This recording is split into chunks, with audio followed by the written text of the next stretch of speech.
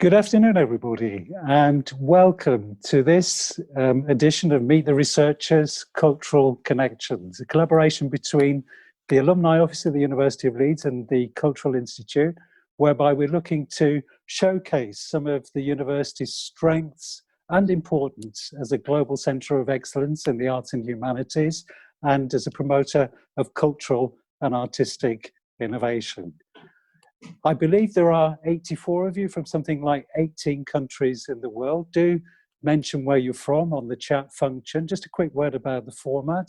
I'll be saying a few words of introduction and then I'll be handing over to Paul and Katie, who are our guest speakers this afternoon, and they'll be telling you about the fantastic project that is changing the story.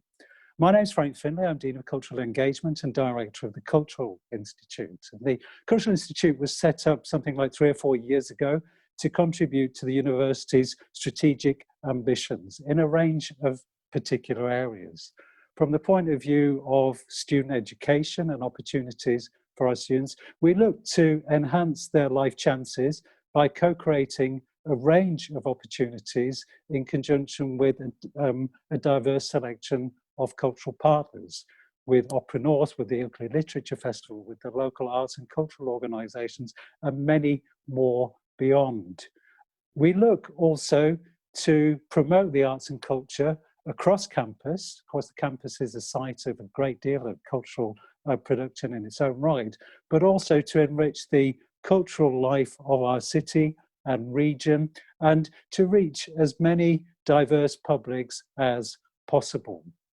And finally, the third function of the Cultural Institute is to promote radical interdisciplinary research with a whole range of third-party organisations. And this is at a time and in a landscape focused increasingly on finding solutions to complex global challenges. And today's project is I think, a wonderful example of what the arts and humanities can do.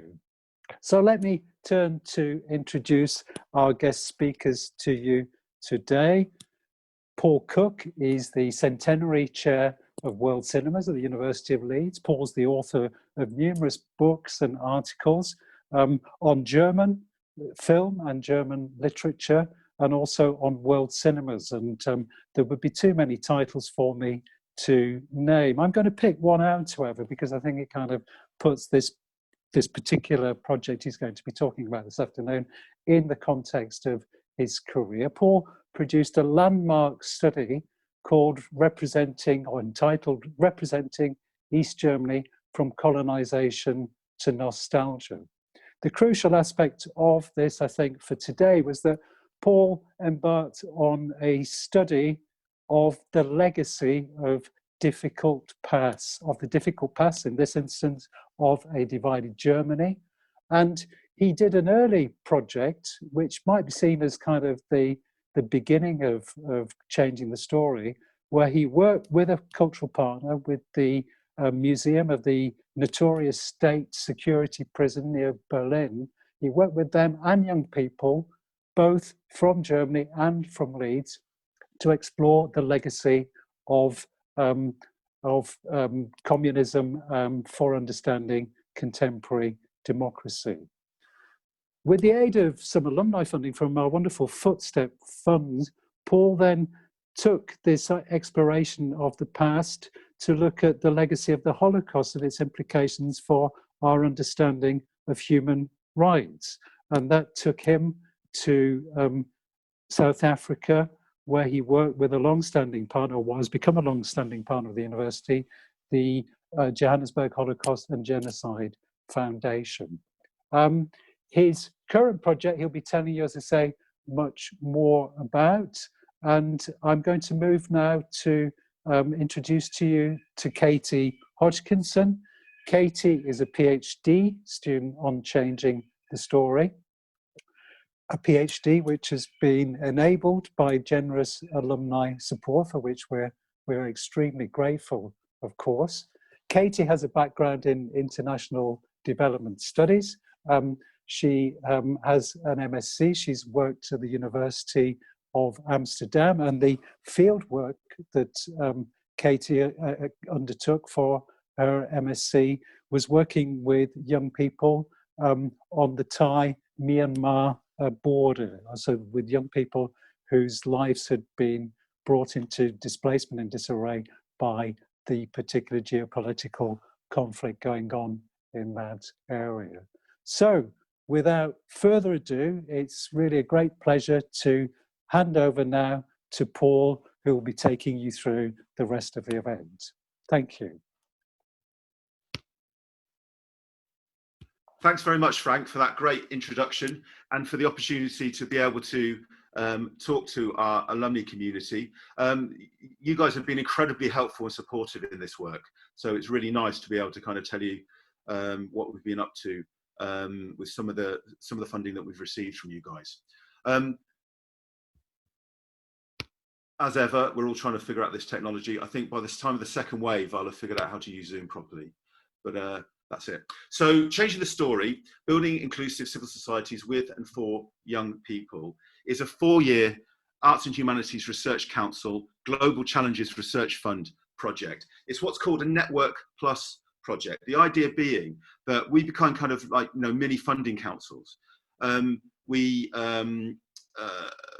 started this work thinking through the particular issues around supporting young people in civil society in post-conflict settings, and then use that to commission further work to kind of develop the ideas that are emerging from the project in order to try to kind of do something at a scale that kind of a single research team could never do. So these are kind of big arts and humanities research funding projects. At the time, they were kind of the biggest projects that the AHRC did.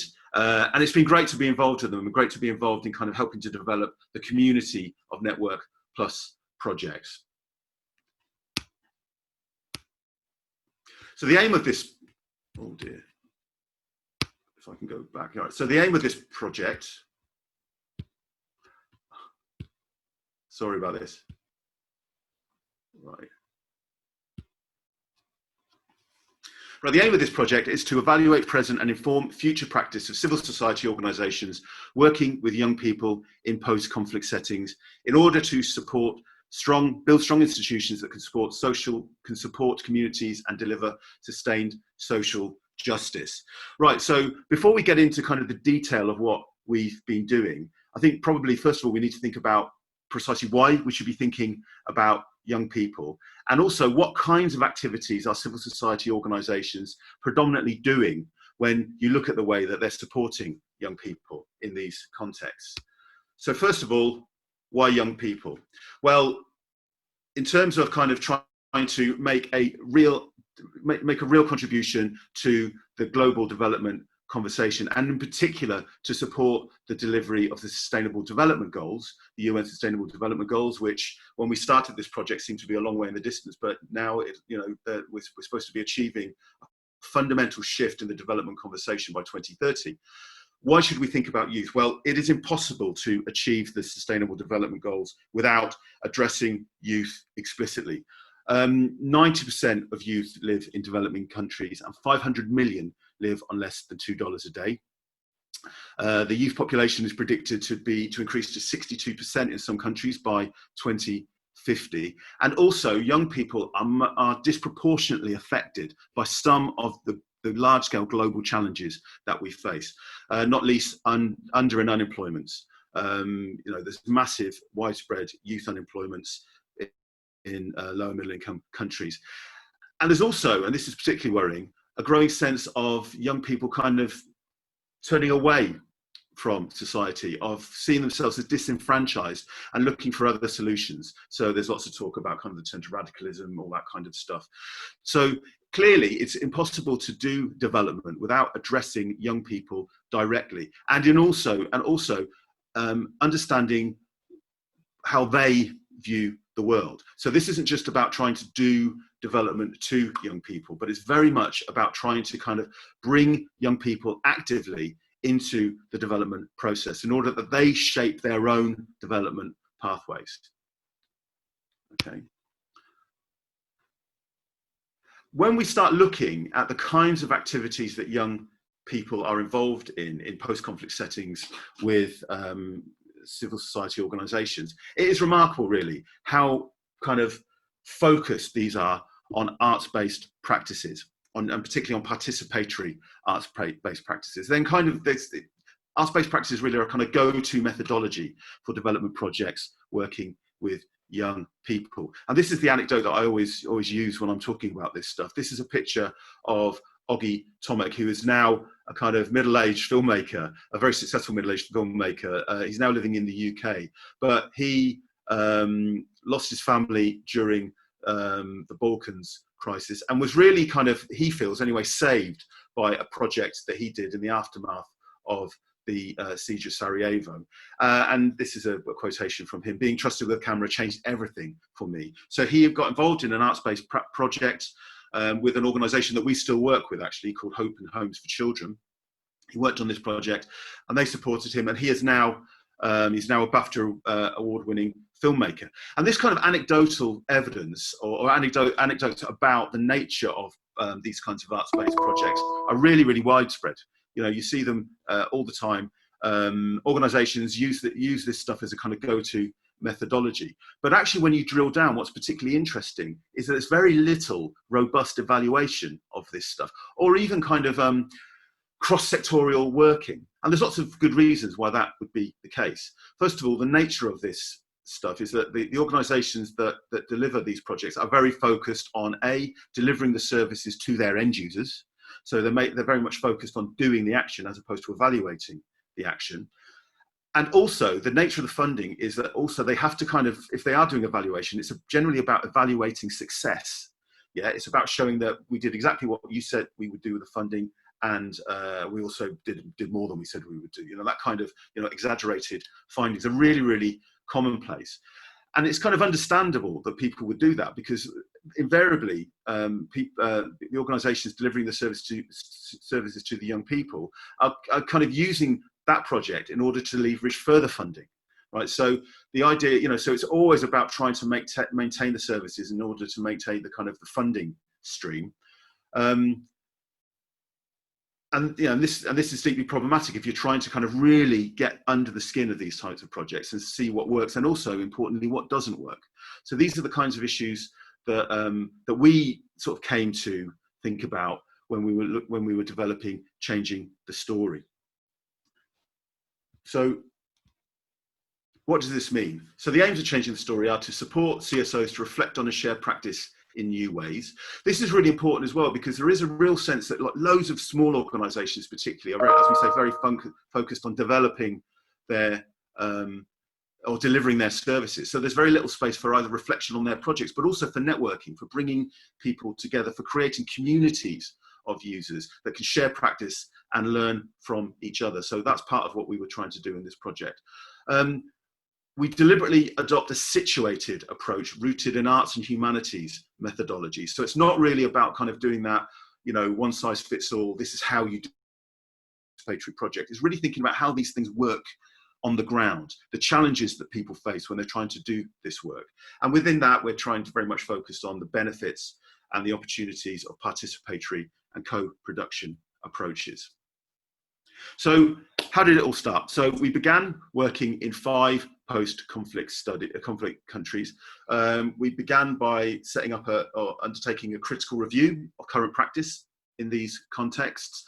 That then led to a proof of concept project in each of these countries. The types of projects that we developed were very varied depending on the specific context. So quite often we worked with projects that were already on the go, and we were looking to sort of support innovation within those projects.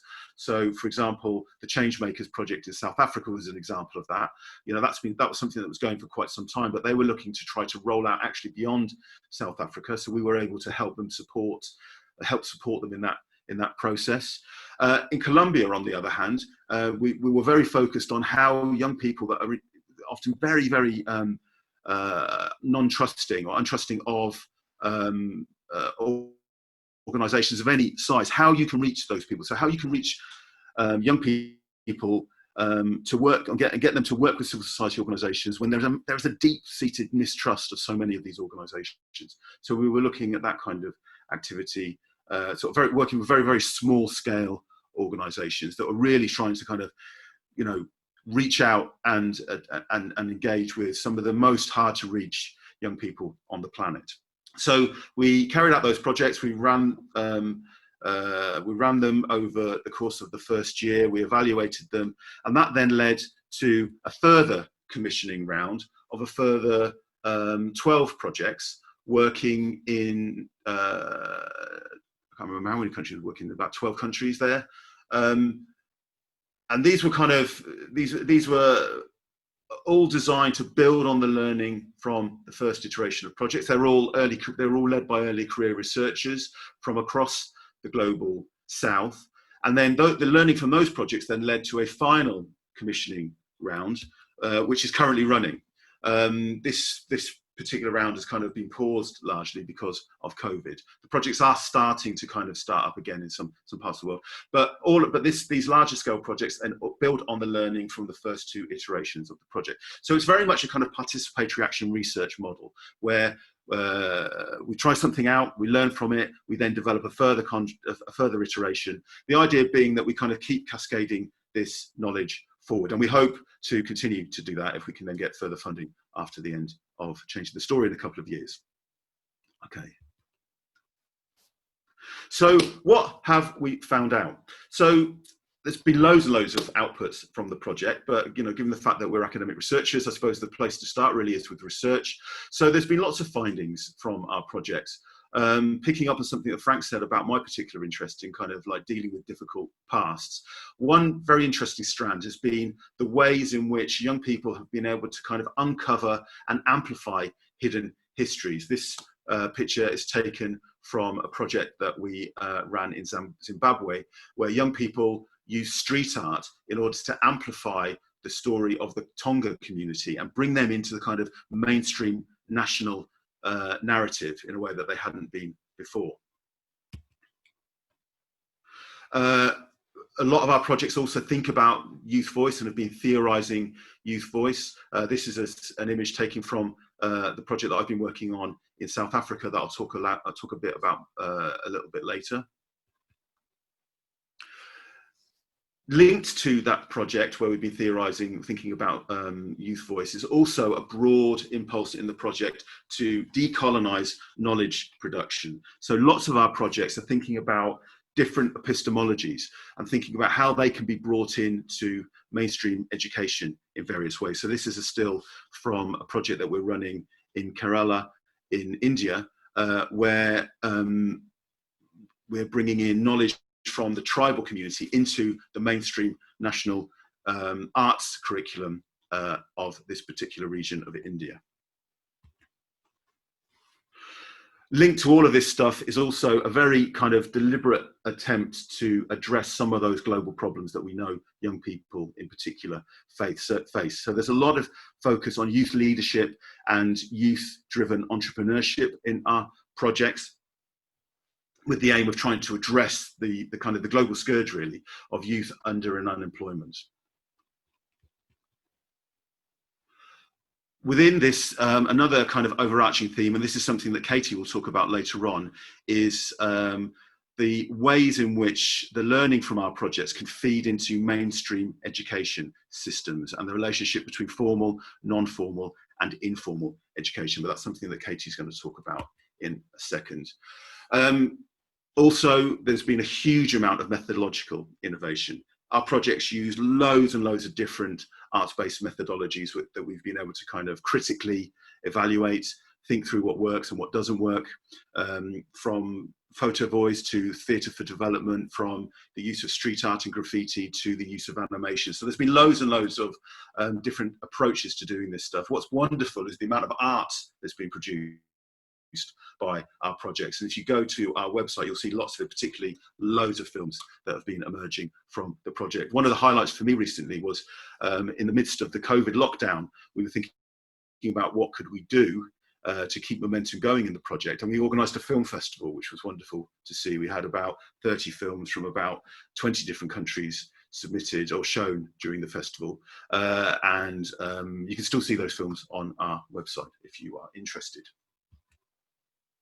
Okay, so what is interesting about our project, however, is this is a participatory action research project, and it's very much focused on developing equitable partnerships between academics and international development professionals, NGOs, CSOs, etc., in order to try to do something that neither sector can do on its own.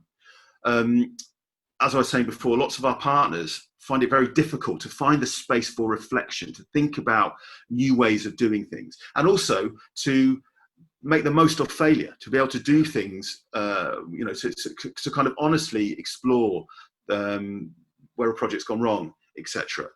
And what we were able to do with our project, I think, was to create that space for reflection, but then also to use that to generate genuinely new knowledge. So through our partnership, we were able to not only kind of create impact, which I'll talk about in a sec, but also to do something that neither sector could do on its own. You know, we can't do this research without working in partnership with our community stakeholders, but our community stakeholders also weren't able to do the things that we were able to do at scale without our support. So it's been a wonderful example of the power of partnership working, and particularly the power of equitable partnerships with colleagues in the Global South. Okay, so we've attempted to produce impact on 3 levels. On the one hand, supporting the work of young people and communities, and through that supporting civil society capacity development on the ground, and then through that developing broader scale impact at the level of policy. And I just want to finish by talking through one quick example of how we've tried to do that in practice. So this again returns to the work that I've been doing in South Africa. In South Africa, we've been working with the Bishop Simeon Trust and Hope and Homes for Children, supporting a whole range of community-based organisations that they work with called Safe Parks. So Safe Parks are places that young people can go before and after school to get a meal, but also to do their homework and engage in kind of training and also play activities. So when we first went to South Africa, and this is the funding, the funding that we got from the Footsteps Fund was incredibly helpful in this regard. We took some students from Leeds, and we worked with the Bishop Simeon Trust to develop a arts-based leadership program that could help people use various arts, from comics to films, in order to raise awareness of the issues that they felt were important to them, but they felt that were being ignored more broadly, either in their society or in the mainstream media. And we looked at a whole range of different projects: gender-based violence, the issue of undocumented children, xenophobia, a whole range of issues that the young people wanted to explore, that they felt were important, but that they didn't feel that their kind of view was being put across clearly enough. So we ran that project, and what was interesting was that we kind of did that because the Bishop Simeon Trust suggested that this would be a good idea, and the young people themselves were clearly really into it, and there's a real appetite, and we've done lots of iterations. But what was really important, and why I think it worked, was it also was really aligned with the strategic objectives of the community-based organisations themselves. In order for these organisations, for these safe parks, to get statutory funding from the local government, they need to have a functioning youth committee. And what we were able to do through the work that we were doing via the films was help young people to develop those kind of leadership skills that could then feed into the creation of the youth committees within these parks, that would then allow the people running those parks to go to the local authorities and say, look, we've got a functioning youth committee, so we're in a position to sort of apply for this funding. So that was all really good, and that kind of was working really nicely. But then in the last couple of years, what's been really interesting is that this scheme is starting to kind of get a bit of national traction. People are starting to sort of see it, and particularly the National Association of Childcare Workers and the Department of Social Development, which are the 2 organs that oversee the national standards for these safe parks. They got interested in it, and they started to work with us on developing national standards.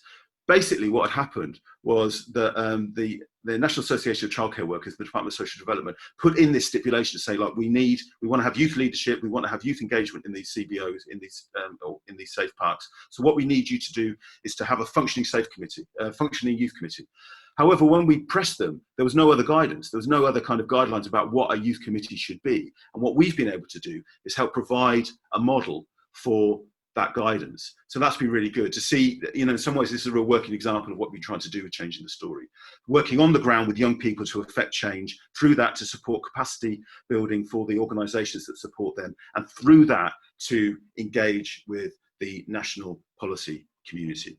So that's what we've done. And I want to finish off by playing one of the films that we produced as part of this project. So one of the guys that got really into the filmmaking was this guy, Pendulani, that we worked with for a while in the safe parts. Pendulani has now set up his own media company, which is kind of cool to see. And what we did was so he was making lots of participatory films, and then we made a film with him about his life that's been submitted to lots of film festivals now, and it's done quite well. So what I want to do now is just play the trailer for this film, which is only about a minute long. And then after that, I'll hand over to Katie.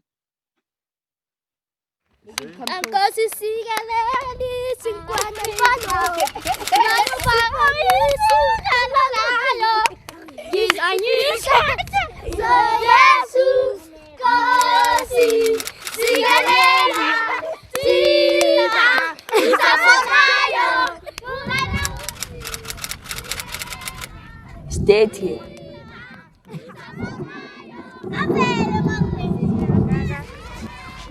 Where's your point? Hey kids, when some shooting Nelson Mandela here.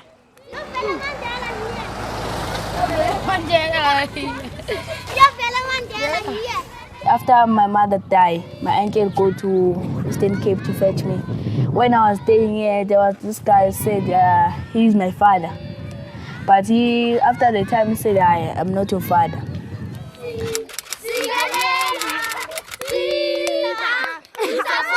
Anyone now, when he gets money, he eats. Don't care about other people. I think Mandela didn't done his work. If he done his work, all of us must be normal. No one has the right to be poor. Everyone must be normal. I don't think we finished the show.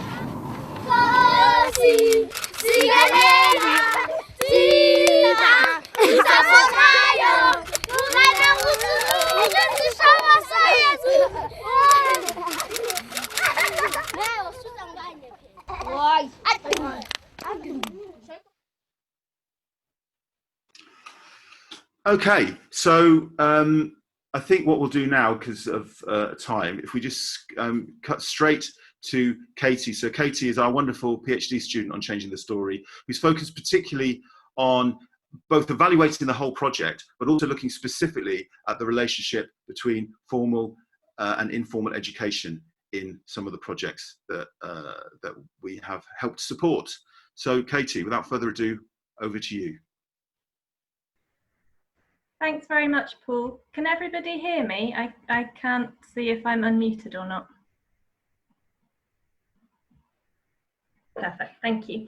So as Paul said, my name's Katie Hodgkinson, and I am a postgraduate researcher, PhD student on changing the story. And I'm specifically exploring social justice at the intersection of arts and education in post-conflict countries, post-conflict contexts. So in order to do this, this is the research question I'm using to guide my research. How do arts-based programs working at the intersection of non-formal, how do programs working at the intersection of non-formal arts-based programs and formal education in post-conflict settings reflect and contribute to social justice and peace building?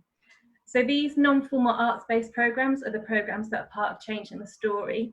And as Paul mentioned, I'm exploring how these are linked in and the relationship between these programs and formal education systems, by which I mean schooling, university, etc. And to guide these questions, I'm exploring how transformative elements of social justice are reflected in the design and enactment of programmes, how they engage with social structures and young people, and as I say, specifically looking into this relationship. So in order to do this, I'm using a theoretical framework adapted from the work of Nancy Fraser, a political theorist. And this framework is based on social justice. So Nancy Fraser theorises that there are three analytically distinct but interrelated spheres of justice. So these are redistribution, recognition, and representation. And so as part of my work, I'm exploring how these three different spheres of justice are incorporated into arts-based programmes, but also how the relationship between arts-based programmes and formal education contribute or otherwise to these different spheres of justice. So just to explain these briefly, redistribution refers to economic justice or economic injustice. So if we think about this in relation to education programmes, we can think about whether the most marginalised groups in society are included in arts-based programmes or education programmes, and whether they have the resources they need in order to participate. Recognition refers to socio-cultural justice and injustice. So here we can think about whether the experiences and cultural practices of different groups are included in arts-based programmes and in formal education settings. And representation finally refers to political justice and political injustice. So when we're looking at programmes here, we can see whether the voices of different groups within societies, so that means different genders, different age groups, different ethnic or religious groups, included in the design of programmes, and whether those people are also included in the programmes themselves. So according to Nancy Fraser, the normative core that brings these three spheres of justice together is participatory parity. So this means ensuring that everybody in a society can participate equally, can participate as peers. And any kind of injustices in these three different spheres will prevent that from happening. So in order to achieve participatory parity, Fraser argues that we need transformative change. Transformative change differs from affirmative change. Affirmative change focuses on the surface level outcomes of injustice, whereas transformative change seeks to deconstruct and change the underlying structures that mean injustice happens in the first place. So one of the best ways of thinking about this is in relation to redistributive justice, so economic justice. So here, affirmative action would look like welfare payments, for example, to the most economically marginalised in society, whereas transformative change would seek to deconstruct the political structures in society that means some people are very rich and others live in poverty. So as part of my research, specifically looking into post-conflict contexts, I link these to ideas of peacekeeping and peace building. So peacekeeping very much focuses on negative peace, ensuring an absence of direct violence, whereas peace building is much more about sustainable peace and sustainable change, ensuring that the kind of structures in society that resulted in violence happening in the first place are deconstructed. So the key theme here is sustainability. So affirmative change and transformative change can work in tandem. You can have both forms of change happening together, but without transformative change, change is unlikely to be sustainable. So this is the framework I'm using to explore programs. My research is specific, or my PhD research is specifically going to be looking into the Change in the Story programs in Kosovo and Cambodia, but the findings that I'm going to present very briefly here are from across the Changing the Story project. So these are some just preliminary findings from my work on the project. So first of all, arts practices can create spaces for expression and recognition that might be missing in formal education. So this allows for a discussion of more sensitive topics and opens the possibilities for recognising the lived experiences of different groups within society, and therefore promotes recognition amongst different groups within society. So these different groups might be different generations, it might be including the stories of survivors or complex victims or complex perpetrators. So as this quote reads, currently in the school environment, as well as the pedagogical environment, there is no space for young people's cultural expression. This is what the project is trying to do, bridge this gap. So this links very closely to the idea that arts practices can recognise and embed local practices, so local cultural practices, where formal pedagogical practices might be centred around dominant cultures. And so these dominant cultures might be the dominant cultures within societies, or they might be the dominant culture of the Western world. So arts-based programs use kind of cultural practices that young people use in their daily lives. So that might be dance, theatre, art, and that kind of gives space for this expression that I just mentioned. Arts-based practices can also recognise and represent personal stories and experiences. And I think this quote depicts very well the kind of political space that these can give. So the quote reads, creating that space where young people can talk and feel heard, I think is really important, because I think young people feel they don't have that space to talk and they're not heard, and also their opinions are not valued. So giving young people the space to both discuss their personal stories and the experiences of others and recognise these different stories allows young people to take ownership of the narratives of the conflict, and therefore they become recognised as the important social and political actors that they are. Of course, there are also challenges with these projects. So a lot of these challenges centre around redistributive justice, so economic justice. It's very difficult to include the most marginalised groups within society, and that's becoming increasingly true with COVID and some programs having to shift online. And it's also the case that the kind of socioeconomic background of young people can limit their participation in programs if, for example, they need to work after school in order to contribute to their family income. There's also challenges with the sustainability of projects, not just in changing the story, but kind of these smaller arts-based projects more generally. And I think this quote depicts this quite well. So I saw that eagerness, I saw that ignition coming in, the fire, but now I don't see the structure where we can have this conversation.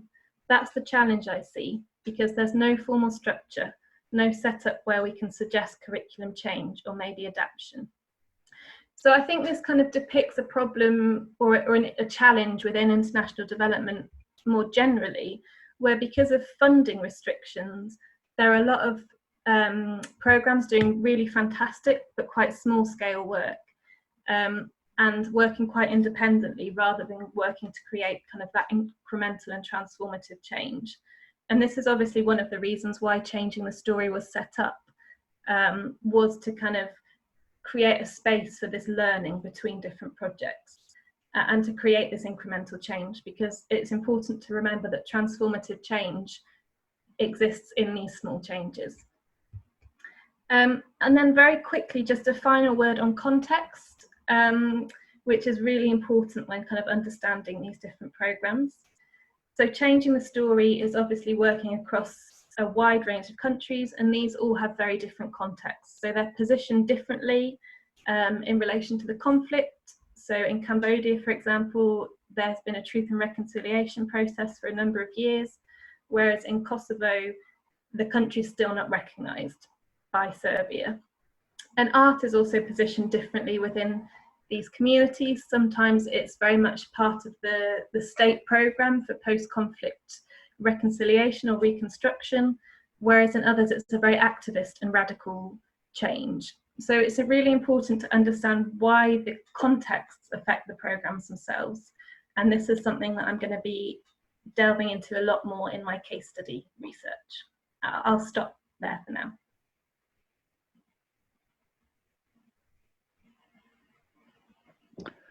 Thank you, Katie. I think both our speakers have given us a real strong sense of the amazing ambition, reach, impact, of this wonderful project. And it's perhaps little wonder that they've taken a little bit more time to do so than we initially had allotted, but my controllers in the background have licensed me to run on for 10 minutes for a Q&A, which we will do straight away. I've already read one very good question, which was from Jim Greenwood. Our speakers, you'll have those on the Q&A function, but essentially there are different routes to different conflicts, different structures, underlying histories and the like. So the question is, how easy is it to use the learning in one post-conflict society and apply it to another or in another? Do you encounter resistance from one NGO organisation along the lines of our situation is different? Maybe if Katie, you could take the first part of the question, using the learning skills. I think that fits in very nicely with the some of your preliminary findings. And perhaps Paul, if you could comment on the second, please.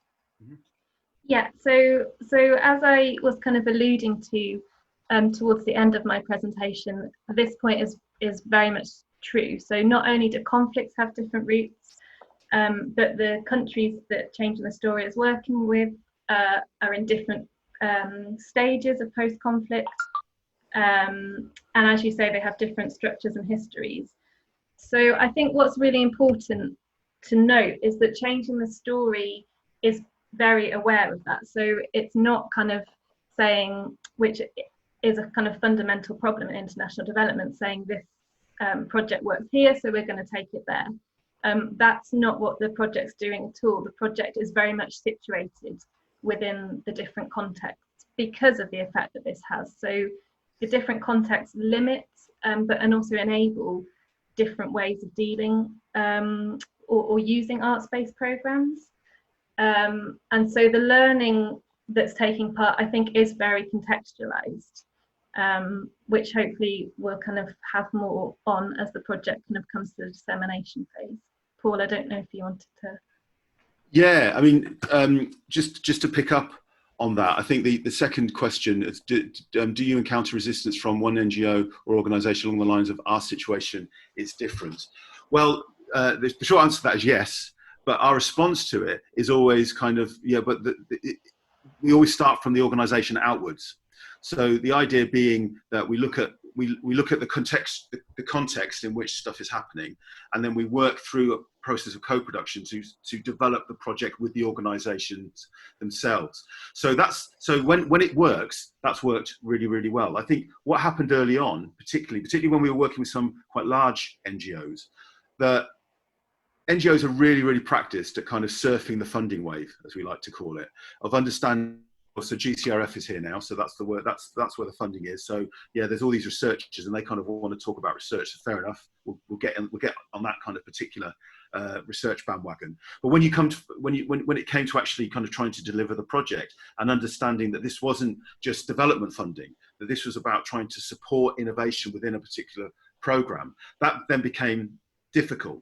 And it became difficult for lots of good reasons. Lots of organisations just don't have the capacity to do much with research, to either do the research themselves or actually then to act upon the findings. You know, so the sort of the big juggernaut NGOs particularly will have spent a lot of time developing their programs, and then if people come along with innovation, it's really hard then to kind of like engage with that. I think by and large, we've been really lucky with the organisations. You know, some of the organisations that we've worked with initially, we haven't kind of continued working with for whatever reason. But I think the people that we're working with now, there's a genuine sense of the research is something that they generally want to engage with. They want to use that research to help innovate their practice. And increasingly, the projects are embedded within structures that help with that kind of sustainability, Katie, that you've just been talking about. Because what quite often, we had a lot of people applying for funding for a really great idea, but it wasn't kind of embedded in anything. You know, it would be trying to set something up that would then run its course. You'd have all this, you know, particularly, well, small scale, but some potentially very, very interesting findings. But for us, this always had to be aligned with the strategic objectives of the external organisations who are on the ground and who will continue to be on the ground when the researchers from Leeds University have gone back to Leeds. So that for me was really important. It was about kind of working with organisations that really wanted and understood the particular nature of our project, which was about supporting innovation. Okay, thank you. Thank you, Katie and Paul. Thanks, Jim, for your fascinating question. Could I could I exercise chair's privilege, Paul, and ask you something that you used a phrase somewhere in your talk, I forget exactly where, but you talked in terms of striving towards equitable partnership. This is, you know, this is an amazingly huge project with many multiple parts, but it's just that idea of working with the global south, effectively from the global north, as it were, and trying to work as equal partners. What challenges were thrown up in the process of the project? Well, I mean, that's a really, really important point, Frank. And it's the fundamental challenge, and it's the fundamental development challenge, isn't it? That this funding comes from the UK. And in order for us to get it, we have to evidence that we are working according to the principles of equitable partnerships.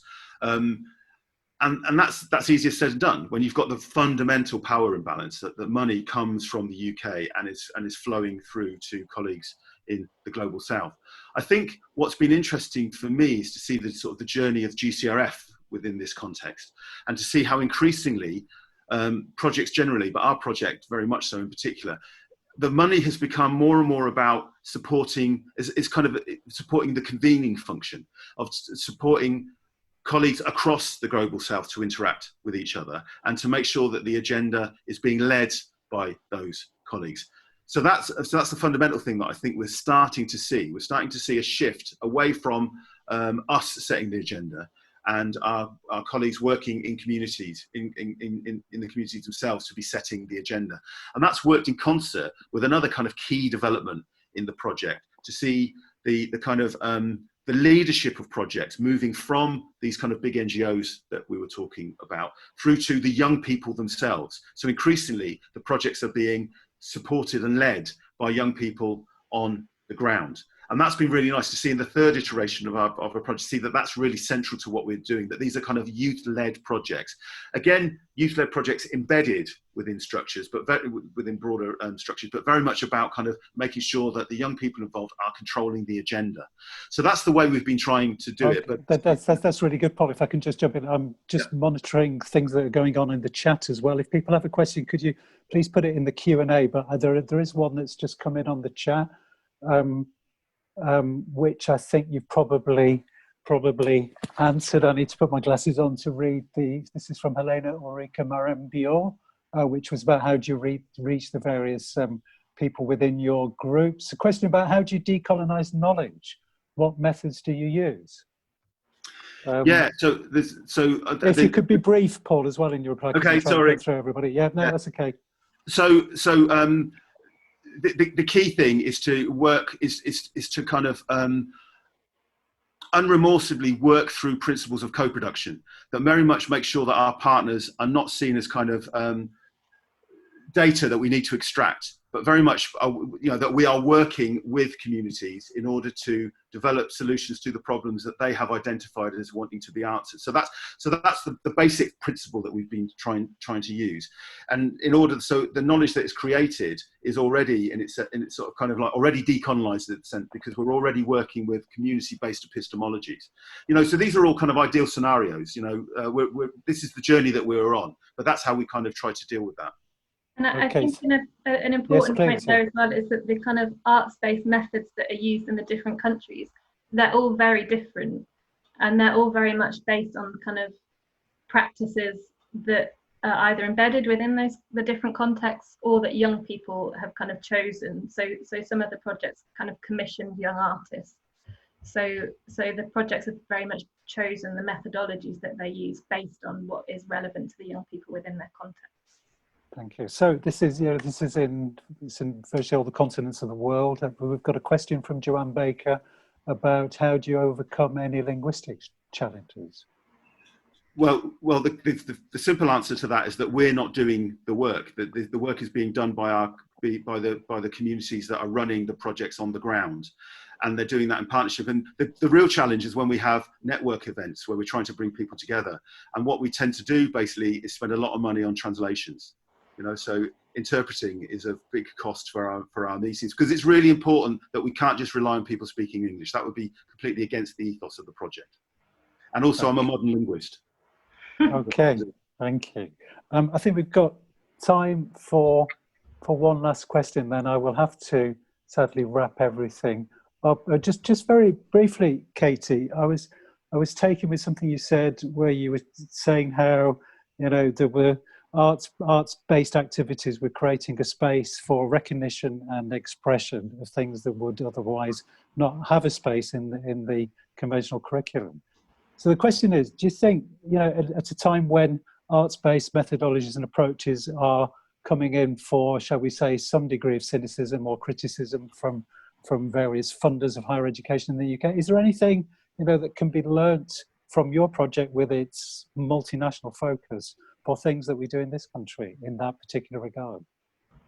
Kind of art, incorporating arts-based practices in education here.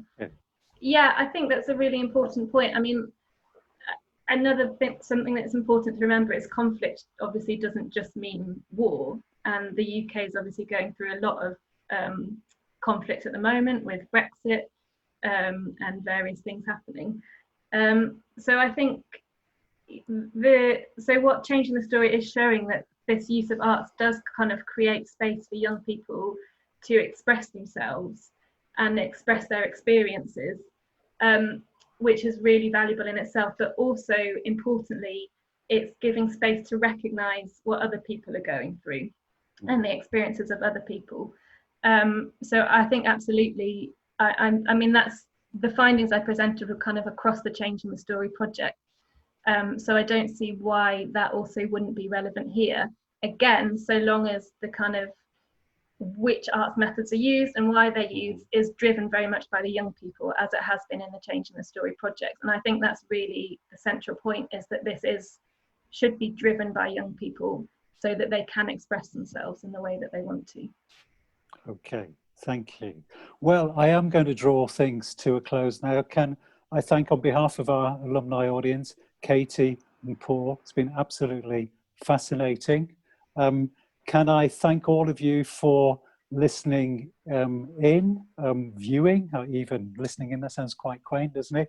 From all over the world. These have been great things to be involved in. We do have another one for you on Thursday, same time, same place. Thursday, there it comes up, Landlines. This is a wonderful project led by my colleague David Higgins, which looks at the evolution of nature writing from the 18th century to the present day. It's had an amazing resonance with the great British public, and David will be telling you just how that's been achieved. Can I thank the alumni team who do such great work in advance of and in organising and behind the scenes with this particular seminar and webinar. And I'll leave it at that. There is I believe, an evaluation or a little questionnaire for you to fill in. We would very much welcome your feedback. I'm told it's been really, really positive so far. I'm sure today won't be an exception, but really very happy for anything that you wish to add that will help us kind of stage these things into the future. So thank you, everyone, and enjoy the rest of your day. And it's goodbye from an increasingly soggy Yorkshire, I'm afraid to say. Thanks, everyone, indeed. Bye. Bye. Bye. Thank you very much.